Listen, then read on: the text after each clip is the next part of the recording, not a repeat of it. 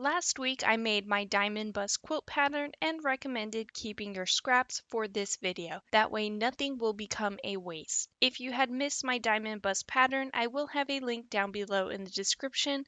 But don't worry, if you don't plan on making it, I will still be providing you with the cutting instructions to solely make my latest pattern called Wish Upon a Patch. So let's get started. For this pattern, you will need your leftover triangle scraps from my diamond bust pattern and the remaining 16 5-inch squares if you had used a charm pack. If you are using yardage, you will then need 16 4-inch squares instead. With those leftover triangle scraps, you will sew them together with a 1/4-inch seam allowance. Be careful as you are sewing on the bias, which means it will stretch. Afterwards, you will be left with a half square triangle. If you do not have the triangle scraps, you will need 10 5-inch squares in mixed prints and 26 5-inch squares in your background fabric. With your 10 5-inch squares in both print and background fabrics, you're going to draw a line from corner to corner on the wrong side of the fabric of one of those squares.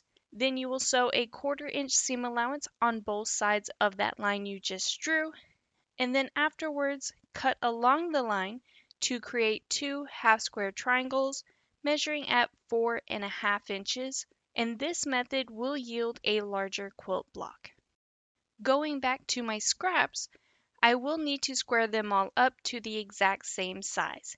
Since mine are a little off, I'm going to trim them down to my largest size possible, which is a 4-inch square. Then with your remaining background fabrics, you will need to trim them down to the exact same size as your half square triangles, which once again mine are 4-inch squares. If you are using the other method, you must trim your background squares to match your half square triangles, which are 4.5-inch squares. Now that everything is cut and sewn together, it is time to make your mini quilt blocks. For the first quilt block, you will need 4 half square triangles in mixed prints. You will form a pinwheel block by sewing your blocks together into a row, and lastly, sew your rows together to complete your quilt block. Only make 1 pinwheel block. For your next block, you will form the block below using 2 mixed prints, half square triangles, and 2 background squares. Sew your blocks to create a row, and lastly, sew your rows together to complete your quilt block. Make a total of 4 quilt blocks. Lastly, for your next mini quilt block, you will form the block below using 2 mixed prints, half square triangles, and 2 background squares. Sew your blocks together to form a row, and lastly, sew your rows together to complete your quilt block. And once again, you will make a total of 4 quilt blocks. Once all of your mini blocks are completed, you will lay them out like so. Then you're going to sew your blocks together to form rows, and lastly, sew your rows together to complete your quilt.